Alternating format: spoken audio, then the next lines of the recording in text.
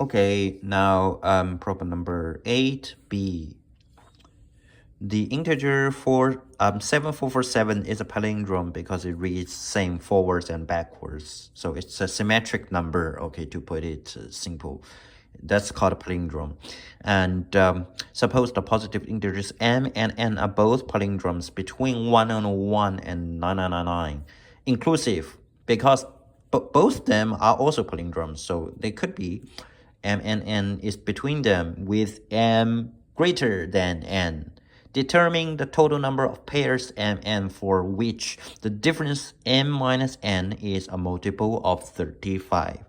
Okay, so we've got two palindromes, different, one larger than the other, and they're 4-digit numbers, and the difference between them is 35, and that's it. How many different pairs of mn are there? Okay, what to do? Anyways, write them out. If I don't know what to do, I just write the numbers out. I mean, express these two numbers formally. Let's say n is the smaller one, okay? M is the bigger brother. This is going to be kept in mind because we're gonna use this later to help us count. N is ABBA. This is a small guy. The larger guy CDDC, and that would be 1001A plus 110B. This is 1001C plus 110D. Okay, now we've got expressions, and what about m minus n? Of course, m minus n would be just based on this. It's 1001C minus A plus 110D minus B. Okay, and this number is gonna be a multiple of 35. So just to copy the whole thing. And okay, I want to say something. Let's say you know a fact. If you know the fact that 101 is a magic number, it can be split into 7 times 11 times 13. If you know the fact, you can actually speed up your processing, by discarding this part, doing 5, discarding this part, 7, discarding this part. Later you're gonna get what I'm talking about here, but let's just assume that you don't know the fact. When you see 101, you see nothing special, so you are just facing a huge number, and you want to bring it down using modular arithmetics because this number is way larger than 35. So you can find a remainder 1001 over 30. I mean, assuming you know nothing about this number, okay, you just want to find a remainder. That's all you need to do. 270, 301, 9 would be too much, 8 is okay, 8 is okay, 280, and that is 21. Okay, remainder 21. How about 110, 35? This is super easy. 3 of them, 105, which gives you 5. Remainder 5, remainder 21, meaning this one can be rewritten or can be simplified as 21 times C minus A, because another some copies are gone, and that number is a multiple of 35, so we don't care about that. And this one, for the same reason, 105 copies of this pair of brackets are gone, and we've just got 5 copies remaining. We've got 5D minus B. Okay, and now if this guy is going to be a multiple of 35, since 35 is just a 7 times 5, we're gonna say we should have this. This is the first part, right? This is the 5 part and 7 part. 5D minus B. In between, there's a large N. Both of them has to be true. If both of them are true, this is true. If this is true, both of them are true. These two parts are equivalent. They are the same thing. They're talking about the same thing. If we want this, we just want this guy and this guy.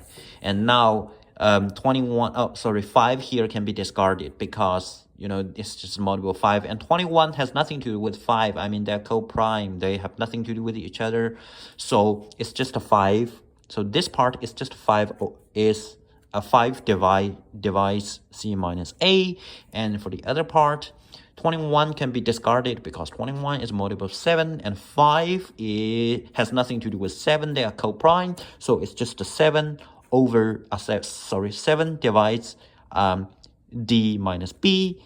In between them is still a big, and both of them has to be true. If that is if we can and this is satisfied, the whole thing is done. Okay, let's go back to this. Okay, I have already stroked them through, but I mean, if you know this fact, you've got a magic 7 here. So from this point on, you can just discard 1 and 1 for 7. And this is easily a multiple of 5. You can discard this for 5, and somehow you reach the same conclusion. Yeah, but it's the assumption is that you know this. If you don't know, you just go to this, and you still, soon after you get something like this. And here we are going to count. Okay, so far so okay. Let's look at the whole story. We start with these two numbers. Remember, little brother, big brother. Okay, m is bigger, larger one. So we got m minus n. And if this difference is a multiple of 35, we need these two to be true at the same time. Okay, now maybe they're too far away from each other. So I decided to copy them over here. 5 divide c minus a, and 7 divide D minus B. Okay, now we can focus on this part. Move the camera over here. Now let's start counting. Remember, this guy is M, this guy is larger. Okay, this guy is larger than the top one. So some possibilities, that is C larger than A, C equal to A, but never C lower than A. If C is smaller than A, then it would never satisfy, because the first digit is, or you see A and C are the first digits. If the first digit is lower, there's no chance that the whole number is larger. If the first digit are the same, it is possible in some cases that the second number is still larger than the first number, as long as D is larger than B. So two possibilities. Case 1, let's say C is larger than A. If C is strictly larger than A, then everything is safe. You don't have to worry about anything, right? This number has to be larger than the top number and has to be the big brother. Then nothing to be worried. How about case 2? In case 2, C and A are the same. If C and A are the same, then D has to be strictly larger than B. D larger than B. Okay, something like that. Okay, here we go. If C is larger than A, meaning C minus A is 5, right? No other possibilities, because that's just a digit. It's either 5 or 0. And since it's larger, so C minus A is 5. And what is D? D minus B can be anything. D minus B can be -7, can be 0, can be 7. Okay, so for C minus A, what can we have? Remember, C and A are both the starting digit, so 0 is not allowed. We're gonna do 1, 6. Oh, actually it's AC, but let's say AC. It's 1, 6, 2, 7, 3, 8, 4, 9. Nothing else. How about BD? BD can be, okay, it's -7, so we're gonna start with let's say 7, 0, 7, a lot of them, 2, 1, 6, 2, 5, 3, 4. Okay, I actually no, I mean 8, 9. 3 is nothing. 3 has got nothing. And then 0, let's leave 0 to later. We've got this 8, 1 and 9, 2 here. And for 0, it's just 0, 0, 1, 1 all the way to 9, 9. Okay, I'm not going to write them all. So that's all cases for BD. BD can be anything as long as D minus B is a multiple of 7.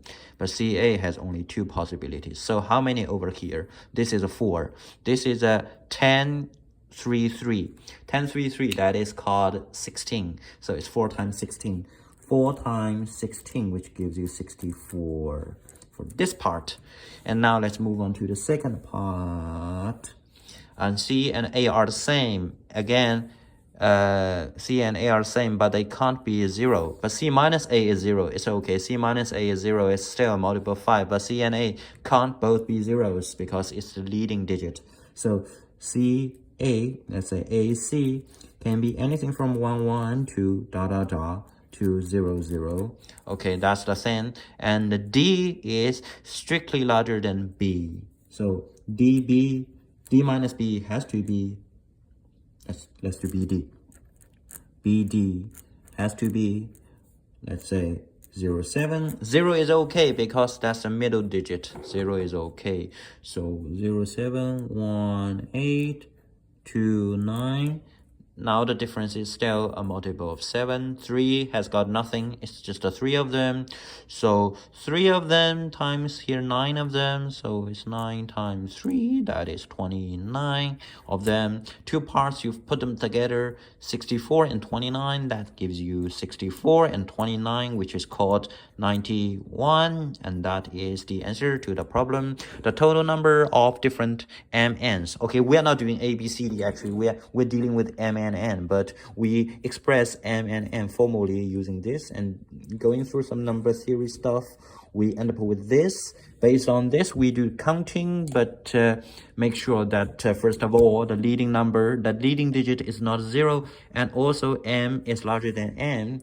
If M is larger than N strictly, we have these two cases. We count for each cases. Finally, we put them together, and that's it. Yes, this is actually not a bad problem in my opinion. Not pretty hard, but I think it is good, interesting.